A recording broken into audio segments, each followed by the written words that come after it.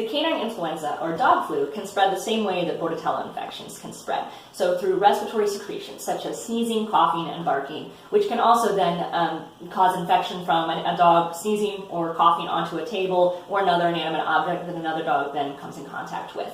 There are two strains of note to discuss. The first one that came into the United States was in 2004, called the H3N8 strain.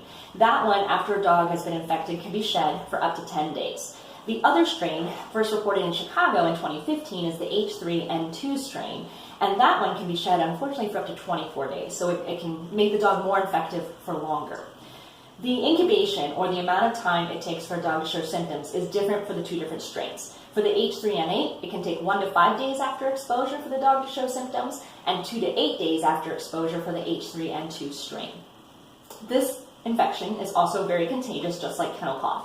Approximately 80% of the dogs that are exposed will develop symptoms, and the 20% of those that have been exposed can still spread the virus, even if they are not showing any symptoms of the disease.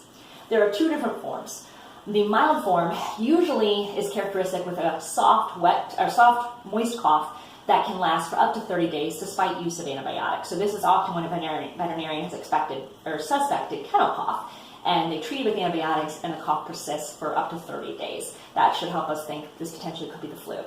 They also can have lethargy, a reduced appetite, a mild fever, and nasal discharge. The severe form can have all of the symptoms of the mild form, but it also has a higher persistent fever of 104 to 106 degrees Fahrenheit.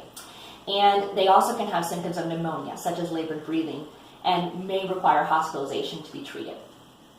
Treatment, unfortunately, just like with kennel cough, usually involves supportive care and treating any secondary bacterial infections. The good news is that the fatality rate is very low, less than 10%. Again, very high infectious rate, but usually very treatable, and most dogs will recover within 2 to 3 weeks. Cats are much less likely to be infected. There have been documented cases of cats becoming infected with the H3N2 strain. There is currently no vaccination for cats, and we do not require it to board at our facility. It is not transmissible to people.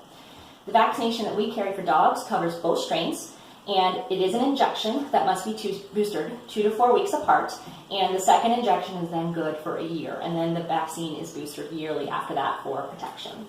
We added this vaccine requirement due to outbreaks in Ohio and neighboring states, and due to its high infectivity, so again, a very high contagious rate. Dogs most at risk for these infections, so Bordetella and the flu, are those that come from shelters, so basically situations where there's a lot of dogs together in one place. But that also includes things like grooming facilities, doggy daycare, boarding facilities like at our hospital and other local boarding facilities, dog parks, dog shows, and then also those coming from pet stores.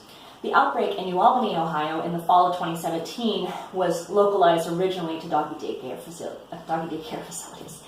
We do care about the safety of your pet while boarding with us, and whether you board with us or with another boarding facility, we do highly encourage that you get your pet vaccinated for the canine influenza virus. Again, the Bordetella vaccination was already required here. We just have now added the canine flu vaccination as well. If you have any questions, please do not hesitate to call us at 937-866-5949.